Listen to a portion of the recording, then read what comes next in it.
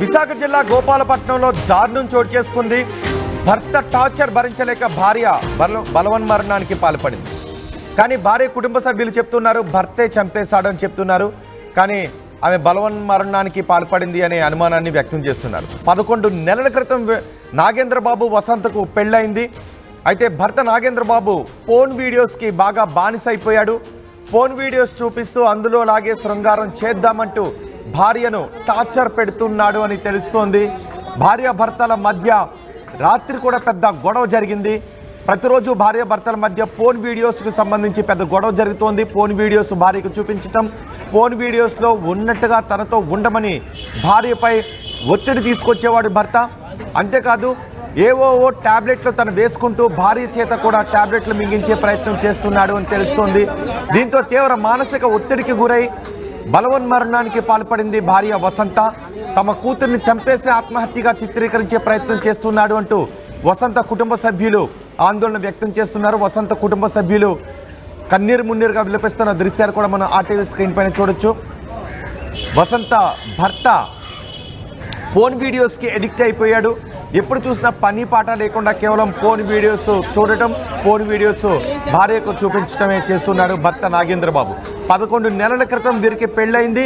ఆ phone videos చూసి అందులో ఎలా అయితే ఉంటారో ఆ విధంగా తన భార్యను ఉండమని ఫోర్స్ చేస్తూ ఉండటంతో తీవ్ర మనోవేదనకు గురైన భార్య బలవన్మరణానికి పాల్పడింది. అతని టార్చర్ భరించలేక మానసిక ఒత్తిడికి లోనైంది భార్య. మీరు ఆర్టీవీ స్క్రీన్ పైన కొన్ని ట్యాబ్లెట్స్ చూడొచ్చు. ఆ ట్యాబ్లెట్స్ ఆమెకి తీసుకువెళ్ళి ట్యాబ్లెట్స్ మింగమని వేధిస్తూ ఉండేవాడు. ఆమె ట్యాబ్లెట్స్ వేసుకోను అంటే ఆమెపై తీవ్రమైన ఒత్తిడి తీసుకొచ్చేవాడు. దీంతో ఆమె మానసిక వేదనకు గురై ఆత్మహత్య చేసుకున్నట్టుగా తెలుస్తోంది. ఆ ట్యాబ్లెట్స్ మింగిన తర్వాత ఆ ఫోన్ వీడియోస్ చూపిస్తూ ఆ ఫోన్ వీడియోస్లో ఉన్నట్టుగా తనతో శృంగారంలో పాల్గొనమని వేధింపులకు గురి చేశాడు భర్త. భర్త వేధింపులు భరించలేక ఆమె ఆత్మహత్యకు పాల్పడినట్టుగా తెలుస్తోంది. వసంత ఆత్మహత్యకు సంబంధించి, వసంత మరణానికి సంబంధించి పోలీసులు మాట్లాడారు. ఒకసారి పోలీసులు ఏం మాట్లాడారో చూద్దాం. రాత్రి గోపాలపట్నం పోలీస్ స్టేషన్ పరిధిలో సుమారు 10:45 నిమిషాలకి ఒక 100 డైల్ రాగా 100 డైల్కి స్పందించి గోపాలపట్నం పోలీసు వారు స్థానిక వెంకటాపురం దగ్గర ఉన్న నందమూరి కాలనీ దగ్గరికి వెళ్ళడం జరిగింది. అదే సమయంలో ఏ అమ్మాయి అయితే ఆత్మహత్యకు పాల్పడిందని కాల్ వచ్చిందో ఆ అమ్మాయిని రెస్క్యూ చేయడానికి అని చెప్పి స్థానిక దగ్గరలో ఉన్న బెహరా హాస్పిటల్కి భర్త వాళ్ళ టీం అందరూ కూడా తీసుకురావడం జరిగింది. ఈ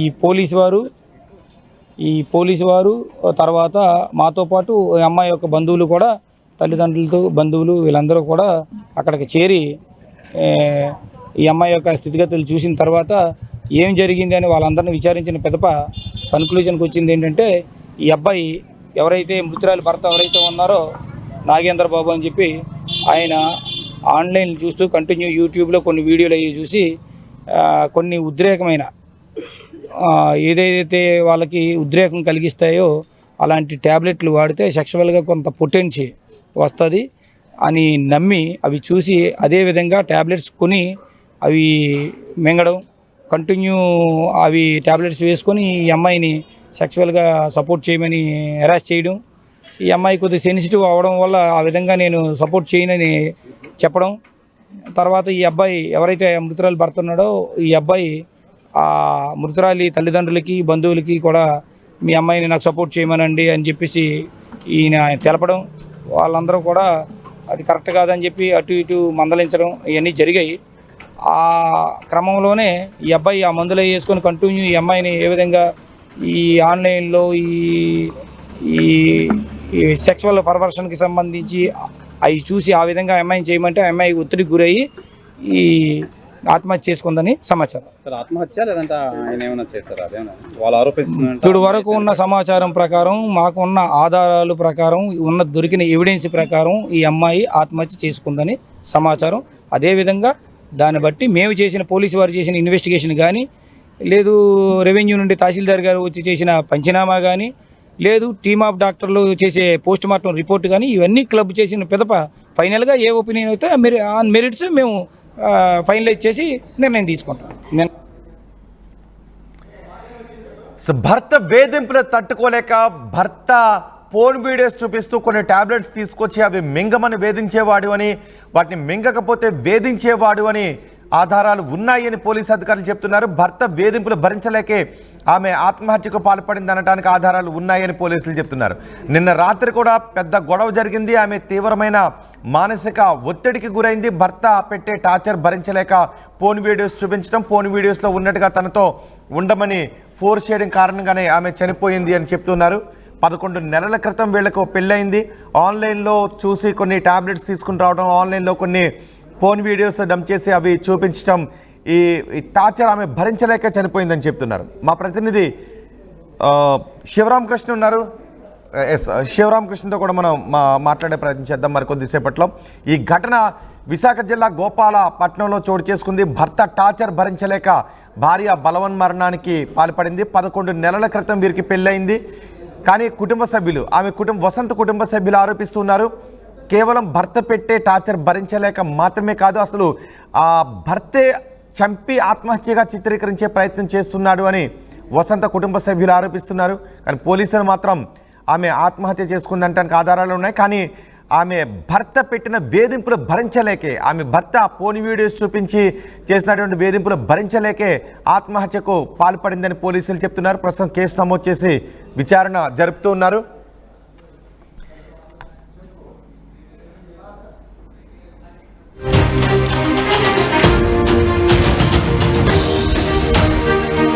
పదకొండు నెలల క్రితం పెళ్ళైంది.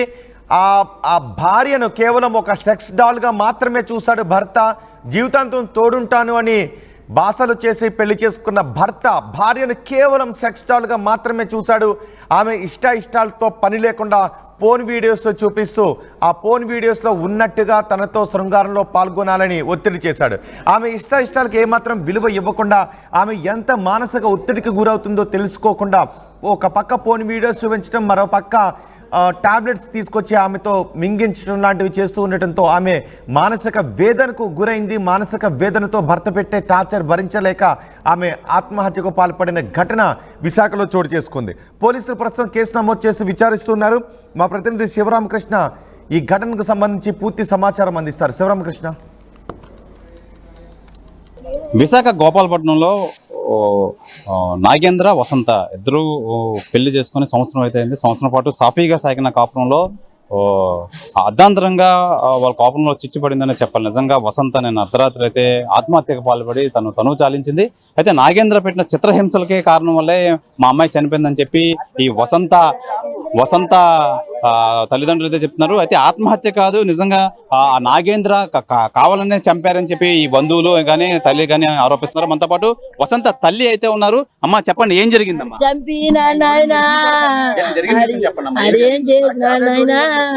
అయ్యే టాబ్లెట్లు ఆ సెక్స్ గురించి ఓడుతాడట.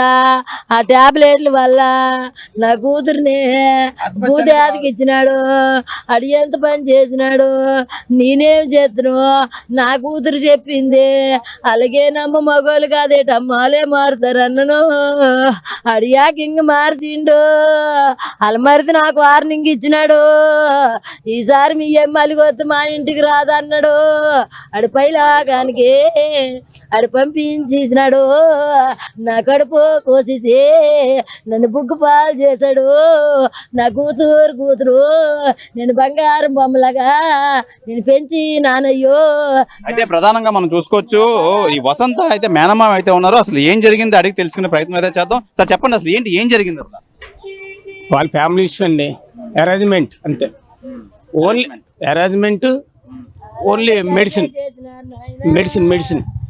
ఆయన టాబ్లెట్ వేసుకుంటే అది కూడా పోలీస్ వాళ్ళకి ఇచ్చాం మెడిసిన్. అది దేని వల్ల ఓడుతుండో ఏంటనేది సెక్స్ వల్ల ఓడుతుండని యూట్యూబ్ చూసి అరేంజ్మెంట్ చేస్తే ఏడాదైనా 4-5 సార్లు మన భార్య దగ్గర మనం పడుకుంటాం. అలాగా కంటిన్యూగా నైట్ అంతా ఉంటే ఉండొచ్చు, ఉండకపోవచ్చు. ఒక్కో రోజు ఒక్కోలాగా ఉంటుంది. దానివల్ల అరేంజ్మెంట్ చేసి ఆ రోజు అవ్వకపోవచ్చు. 3 రోజులు గ్యాప్ ఉంటుంది. ఆ 3 రోజులు కూడా ఇబ్బంది పెడితే ఆ ఇబ్బంది పెట్టి వల్లే అలా జరిగిందని మేము అనుకుంటాను. అమ్మాయి ఏమైనా తెలియజేసిందా అసలు ఇలా చేస్తున్నారని? చెప్పింది చెప్తే అమ్మ సరి చెప్తాంలే అని చెప్పాం పెద్దలుగా చెప్పాం. దానికి ఏంటంటే మరి ముసలోడు ఏం కాదు కదా, ఇంకా పాప ముసలిది ఏం కాదు కదా. ఆ కోరికలు ఉంటాయి. కాకపోతే ఆ యూట్యూబ్లో చూసి ఆ ట్యాబ్లెట్లు వేసుకొని ఆ పిల్లని అలాగే అరేంజ్మెంట్ చేస్తుంటే మాకు 40 పెళ్ళికి ఒకటే దిక్కది.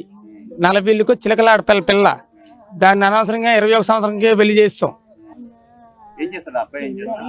అది పని చేస్తారు. ఏదో కొద్దిగా వాళ్ళకి భూములు ఉన్నాయి, మేము అంచుమించి 20 లక్షల దగ్గర ఇచ్చాం. భూమి అమ్మిస్తాం, ఉనికాడ భూమి అది కూలి పని చేస్తారు. ఫాదరు మదరు కూలి పని, 2 ఆడపిల్లలు మా చెల్లికి. ఒక పిల్లలకి పెళ్లి చేసి వాళ్ళు సక్రమంగా ఉన్నారు. ఈ 11 నెలలు ఇలాంటి వార్త తింటాను కదా మా ఏంటంటే మా 40 ఇళ్ళకి అది గాలిలాంటి పిల్ల. ఆ పిల్ల పోయింది. ఇప్పుడు ఈ వసంత విషయంలో మీకు ఎలా న్యాయం కావాలి? మాకు ఎలాంటి హోమ్ మినిస్టర్ గారు ఏం తీసుకున్నా, పోలీస్ శాఖ ఏం తీసుకున్నా, మీడియా మిత్రులు ఏం తీసుకున్నా మళ్ళీ పిల్లకి ఇలాగ జరగకూడదు. ఒక సంవత్సరంలోనే ఎందుకు పెళ్లి చేయడం ఆడపిల్లకి? ఇలా ఆడపిల్లకి పెళ్లి చేయాలంటే భయపడతాం. ఆడపిల్లకి ఇలా పెళ్లి చేయాలంటే భయపడే మనస్తత్వం వచ్చేస్తే ఇంకా సుఖం లేదు కదా. ఒకలా హోమ్ మినిస్టర్ గారు తీసుకుంటారో, పోలీస్ శాఖ వాళ్ళు తీసుకుంటారో, లేకపోతే మీ మీడియా వాళ్ళు ఏదైనా దానికి సందేశం ఏమైనా పంపిస్తారో ఆ కోరిక మేరకు మేము ఉన్నాం అంతే. అయితే ప్రధానంగా మనం చూసుకోవచ్చు ఈ వసంత నాగేంద్ర విషయంలో అయితే మటుకి ఈ నాగేంద్ర చాలా హింసిస్తున్నారు. అయితే యూట్యూబ్ చూసి నిజంగా సెక్సువల్ గా టాబ్లెట్స్ అవి వేసుకొని సెక్సువల్ పరంగా అయితే చాలా ఇబ్బంది అయితే పెడుతున్నారు. ఈ టార్చర్ భరించలేక సంవత్సరం పాటు చాలా ఓర్పుగా భరించింది వసంత. అయితే ఈ విధంగా నాగేంద్ర ప్రవర్తించడంతో తను చాలించింది అని ఈ స్థానికులు కానీ పోలీసులు కానీ అయితే తెలియజేస్తున్నారు. అయితే ఈ హెరాస్మెంట్ వల్లే వాడే కోరుండి చంపాడని చెప్పి ఈ బంధువులు అయితే ఆరోపిస్తున్నారు. ఏదేమైనా మరో అమ్మాయికి ఇలాంటి అన్యాయం జరగకుండా ఇలాంటి నిందితుడిని కఠినంగా శిక్షించాలని చెప్పి ఈ బంధువులు కానీ తల్లి కానీ ఆరోపిస్తున్నారు. ఇది ఈ వసంత విషయంలో జరిగిన విషయం. విశాఖ గోపాలపట్నంలో ఆత్మహత్యకు పాల్పడిన వసంత అయితే తన భర్త సెక్సువల్ గా హెరాస్మెంట్ చేశాడు. అంటే తన భర్త సెక్సువల్ గా టాబ్లెట్స్ అవి వేసుకొని హెరాస్మెంట్ పాల్పడ్డాడు. అయితే ఆ టాబ్లెట్స్ అవన్నీ వాట్సాప్ చేసింది వాళ్ళ అక్క శ్రీదేవికి అయితే వాట్సాప్ చేసింది. వాళ్ళ అక్క భర్త వసంత బావగారు మనతో పాటు ఉన్నారు.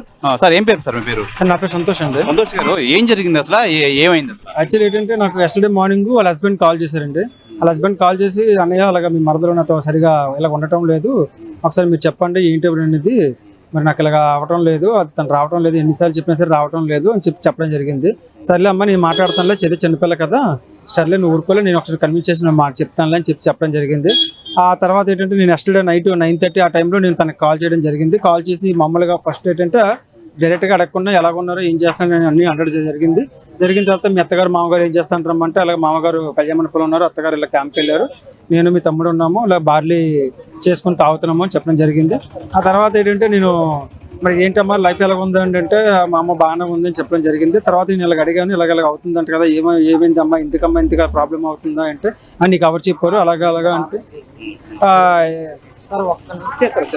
ఏం జరిగింది ఎందుకు ఎలాగంటే ప్రధానంగా మీకు వసంత టాబ్లెట్స్ అయితే పెట్టింది కదా, ఏంటండి ఇవ్వండి సార్ మీకు నేను చూపిస్తున్నాను చూడండి. ఇవి అయితే యాక్చువల్లీ నాకు వారు పెట్టినప్పుడు కూడా నాకు ఇవి ఏంటి అనేది కూడా నాకు క్లియర్ గా తెలియదు.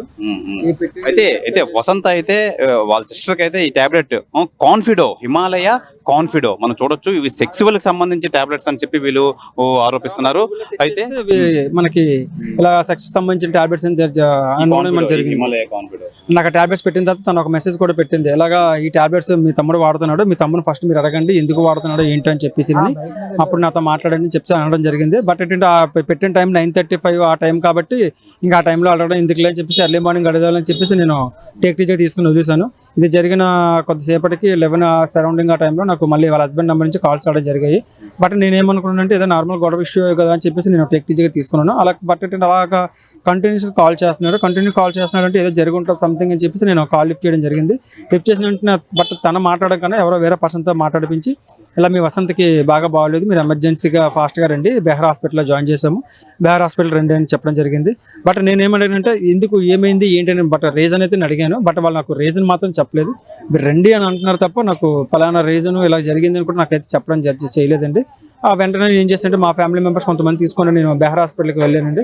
వెళ్ళేసరికి ఆల్రెడీ అప్పుడు చాలా మంది పీపుల్స్ మరదల విషయంలో ఇప్పుడు ఎలాంటి న్యాయం కావాలి?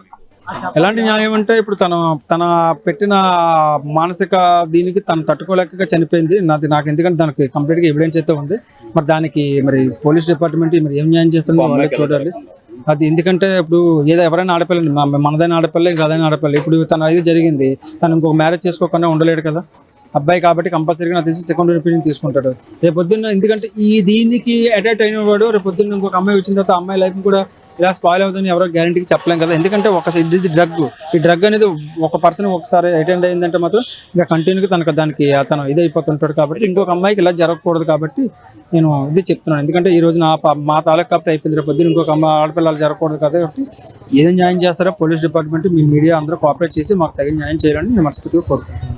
అది అయితే ఈ వసంత ఎవరైతే ఉన్నారో వసంత భర్త అయితే ఈ కాన్ఫిడో హిమాలయ కాన్ఫిడో అనే టాబ్లెట్స్ అయితే వాడుతున్నారు తరచుగా. అలాగే నన్ను సెక్స్ విషయంలో అయితే ఇబ్బంది పెడుతున్నారని చెప్పి వాళ్ళ సిస్టర్ కానీ వాళ్ళ అక్క కానీ వాళ్ళ బావగారు కానీ అయితే వాట్సాప్ రాత్రి 9:30కి అయితే వాట్సాప్ అయితే చేయడం అయితే జరిగింది.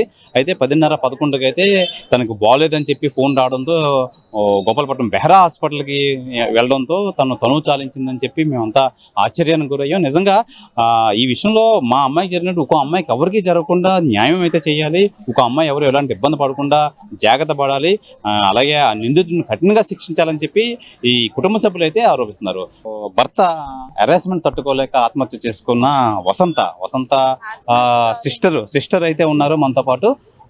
సిస్టర్ శ్రీదేవి అయితే ఉన్నారు. అమ్మ అసలు ఏం జరిగింది? ఇది హత్య ఆత్మహత్య ఏం చెప్తారు? హత్య ఆత్మహత్య సెక్సువల్ హెరాస్మెంట్ ఎక్కువ.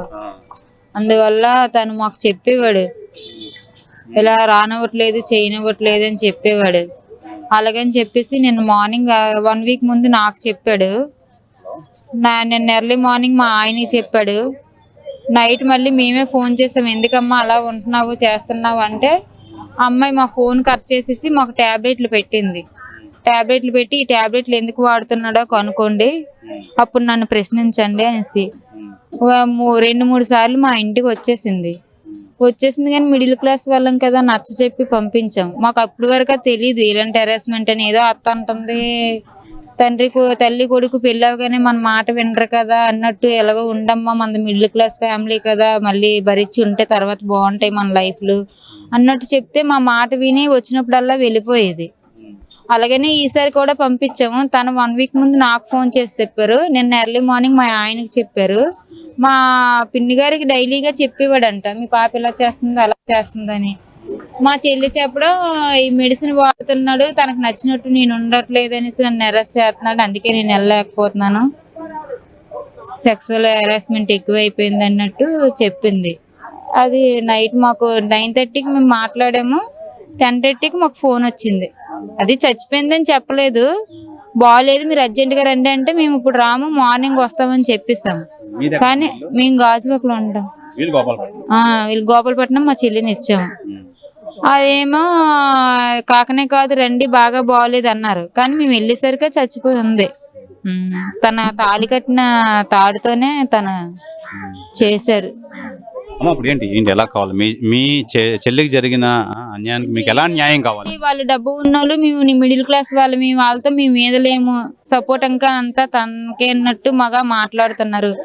జరగడం అయితే మాకే అన్యాయం జరిగింది. ఇంకా సంవత్సరం అవ్వలేదు 20 lakhs పెట్టాము.